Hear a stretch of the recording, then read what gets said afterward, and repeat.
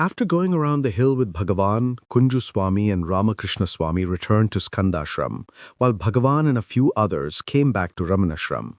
After an hour or so, Kunju Swami and Ramakrishna Swami came running to Ramanashram crying, "Bhagavan, thieves have entered Skandashram and robbed everything. Whatever was left there is all gone." Unruffled, Bhagavan replied, "That's good. Now nobody need guard that building. You can also come and stay here." This is how Ramanashram began to develop. It began as a mere thatched shed with a low platform on which Bhagavan would lie. 6 or 7 devotees would lie down near him on mats made of coconut leaves. Kunja Swami used to say that those were the most magnificent days because they could be close to their guru while he shared with them pearls of wisdom all through the night. On the flip side, there were many days when they did not have food to eat. Bhagavan's brilliance had just begun to spread, and many did not know of his existence or bring any offering of food. Bhagavan was in his early 40s, while Kunju Swami and Ramakrishna Swami were young men in their early 20s. They were all energetic workers, but often went hungry. According to Hindu custom, one has to observe a complete fast on Ekadashi, the 11th day of every fortnight. It is compensated by a feast on Dwadashi, the 12th day. Whenever they did not have any food, Bhagavan would amuse them by saying, "Today we will celebrate Ekadashi." When after a day or two some devotees brought them ample food, Bhagavan would then say, "Today we will celebrate Dwadashi." On some days there would not be enough rice but 10 people to feed. Bhagavan would encourage them by taking them to the forest. He knew about all the varieties of greens and would ask the disciples to gather them while he told them about their medicinal properties and how to cook them. In South India, rice is eaten as the main preparation, and vegetables are eaten as the side dish. Bhagavan would say, "Why should rice always be the main dish? Today we will have these greens as the main dish and eat rice as the side dish." Kunju Swami said that they never felt tired even if they didn't have their creature comforts. Bhagavan inculcated in them his own equanimity. Like most highly advanced beings, Bhagavan was never mindful of whether there was enough to eat or not. But the beauty about Bhagavan was that he bestowed on his disciples that state of titiksha, tolerance too. Kunju Swami said, "Bhagavan came away from Madurai as a 16-year-old boy, straight out of school. He could not have had a chance to acquire too many skills, yet he was specially gifted. He knew how to make beautiful garlands with flowers and stitch plates out of dry leaves. He also had excellent culinary skills and could cook a vast variety of dishes. Kunju Swami often wondered where Bhagavan had learnt all these. When people began to give bhiksha, they would give 5 rupees in those days and some rice, dal and vegetables. Their only condition was that Bhagavan had to walk around the hill with the person who had given him bhiksha that day. Everyone thoroughly enjoyed this, including the 7 or 8 residents of the ashram. To them, accompanying Bhagavan on Giri Pradakshina meant walking along with God. Kunju Swami once said to me, "We did not feel that we were walking with one of our friends or a saint, but with the Supreme God himself, walking on 2 legs with 2 hands and a head." The old hall, which is now used for meditation in Ramanashram, was built in 1926. Kunju Swami was very happy because Bhagavan could be given a couch, though Bhagavan himself did not like it. Bhagavan said, "I prefer to sleep on the rock." When the disciples placed a new velvet cushion on it, Bhagavan said, "This velvet cushion is pleasurable and enjoyable only to you. It is a bed of thorns to me. I prefer to sit on the rock." Even so, Kunja Swami said he was very happy that Bhagavan could have the comfort of the couch.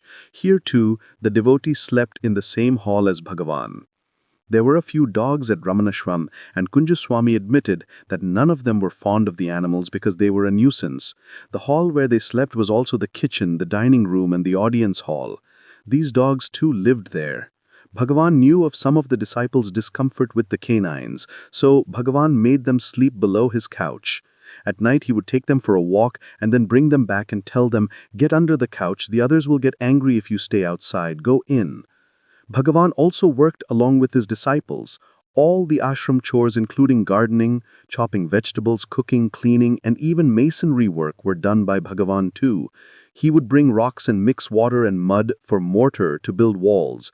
When the master accompanied his disciples in their work, they felt rejuvenated and happy. One day when Bhagavan was seated in the midst of his devotees, he suddenly got up and strode quickly towards the hill. Kunju Swami said, "I was very curious. Bhagavan usually never did anything unpredictable. On the rare occasions that he did, there was always some significance behind it. Kunju Swami was waiting for Bhagavan to instruct him to come, but the Guru went alone. From a distance he could see Bhagavan surrounded by monkeys. After half an hour or so, Bhagavan came back with his eyes swollen from shedding tears. We were alarmed and asked what happened. Bhagavan replied, 'These monkeys have been searching for me at Skandashram.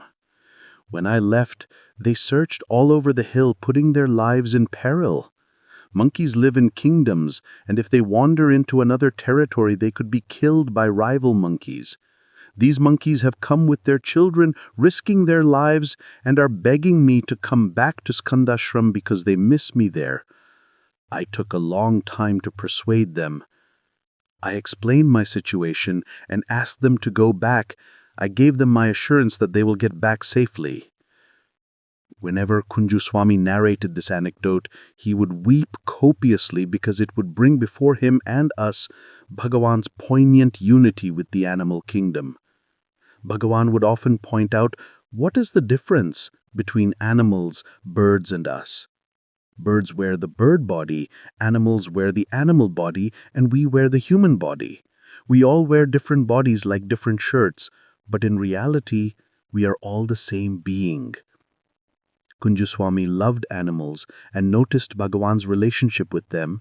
He therefore was the source of all the stories of the Master's relationship with animals and birds. If you go to Ramanashram, you will see 4 tombs for 4 animals.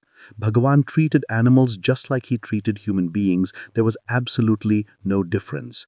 Just as he bestowed liberation for his mother, so he conferred mukti to a deer, a dog, a crow, and cow Lakshmi, and these are only the known instances. Moreover, when Bhagavan was at Skandashram, Kunju Swami told me that he himself had seen this. As soon as a baby monkey was born, the entire group of monkeys would come to Bhagavan and place the newborn with blood and all on his lap. Bhagavan would wash it and return it to the mother.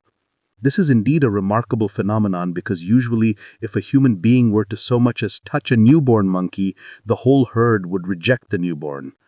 He also cared for the delivery of the ashram pups. Squirrels used to complain to Bhagavad, whom would often mediate between them if they quarreled. He even would attend to cats whenever they were ill. There was one cat that had a diseased eye. Bhagavan kept a towel with which he would wipe its eye clean to the chagrin of his attendant. Bhagavan respected his attendant's feelings too, so he would wash this towel himself. Bhagavan rarely asked anyone for anything. Once, a stranger sat in his presence in the hall. Bhagavan looked at him and asked, "Next time, will you please bring me some cashew nuts?" Everyone was surprised. Bhagavan was a shy person and not one known to come forward to talk to new visitors. Here, most extraordinarily, he was not only volunteering to talk to a stranger, but almost begging him to bring something for him. Soon, everyone knew the reason. It was for the squirrels. They wouldn't eat peanuts and were partial to cashew nuts. The ashram management felt differently. They are only squirrels. If they are hungry, they will eat anything. We can feed them peanuts, but they never touched the peanuts. 6 or 7 squirrels stood complaining in front of Bhagavan. That is what Bhagavan said. They are cajoling and asking where their food is. World War II was going on at the time, and cashew nut production had been nationalized, making them unavailable in the market. There was no cashew in the ashram kitchen, and the store had only a few that the cooks wanted to save for their cooking. Bhagavan sent for cashew 4 times, but they said, "These few cashew nuts are for making sweets." Finally, Bhagavan's boundless compassion won over his natural restraint and taciturnity to get cashew nuts for the squirrels. Bhagavan could often be seen breaking the cashew nuts into small pieces and keeping them in a small box. The only thing he asked for was cashew for the squirrels. Snakes and peacocks also frequently found their way to Ramanashram. The great master gave us an example of his compassion even in his last moments. Just before Bhagavan dropped the body, he asked to be helped up into Padmasana. A white peacock was making sounds outside. After 5 minutes, Bhagavan opened his eyes and said, "He is hungry, feed him." In India, animals and birds are usually referred to in the neutral gender as it, but Bhagavan always referred to them as he or she. These are one of the last few sentences he spoke. Bhagavan's compassion to animals and birds cannot even be called extraordinary, because he treated every being alike.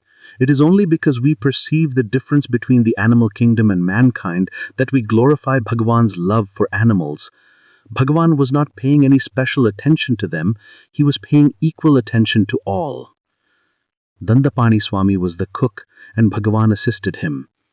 Every morning, Dandapani Swami would bring a type of cactus, which had to be ground or else it could not be eaten. Bhagavan would grind it, and this eventually caused blisters on the fingers of his right hand. Bhagavan, of course, did not mind, but it irked Kunju Swami. He told Dandapani Swami, "Do not bring that cactus from now on."